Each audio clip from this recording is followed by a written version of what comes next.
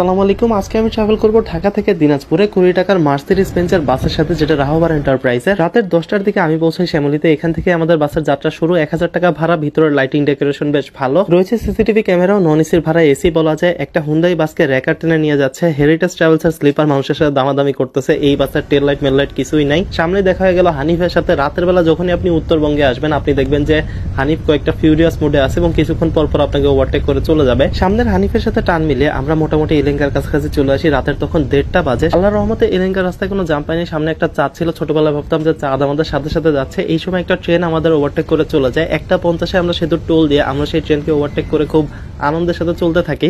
তবে তখন একটা ভয়ঙ্কর জ্যাম পড়ে এবং প্রায় 1 ঘন্টা আমরা যমুনা সেতুর উপরে বসে থাকি।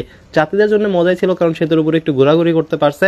একটা ট্রাক উল্টে গেছিল হয়তো, কিংবা অ্যাক্সিডেন্ট করছে। সিরাজগঞ্জ রোডে এসে দেখি ট্রাকের সাথে বাসের স্টাফদের মারামারি লাগছে। ভিতর থেকে বলছিলাম, ইয়া মার মার সালেকা, খোপরি তোর সালেকা। এই ফাঁকে কেউ আমাদের ওভারটেক দিয়ে চলে যায় এবং আমরা চলে আসি একটা হোটেল ব্রেকে। ফুড ভিলেজে হোটেল ব্রেক দেয় না, যার কারণে একটু ডিসঅ্যাপয়েন্টেড ছিলাম। এখানে আমাদের পুরো লুট করে নেয়। 2টা পরোটা সবজি দিয়ে 110 টাকা। পুলিশ নিয়ে ধরতে নিয়েও নেয় না। অতঃপর আমরা গোবিন্দগঞ্জ পাড়ি দিয়ে ধীরে ধীরে ফুলবাড়ির দিকে চলে আসি। এখানে আমরা একটা চা বিরতি দিই ছোট। এরপর আমাদের টান শুরু হয়। রোজিনাকে ওভারটেক দিই, নাবিলকে ওভারটেক দিই, হানিফকে ওভারটেক দিই। মোটামুটি টানতে টানতে সকাল হয়ে যায় এবং আমাদের ড্রাইভার খুবই একটা বৃদ্ধ মানুষ ছিল। আর মার্সিডিজের এই গাড়িটা 110 স্পিডে লক ছিল। নাবিল এবং হানিফ আমাদের আবার ওভারটেক দিয়ে সামনে চলে যায়। সেই গাড়িগুলোর পিছে পিছে আমরা একটা জায়গা টোল দিয়ে অতঃপর পৌঁছে যাই দিনাজপুরে সকাল 7:30টার দিকে।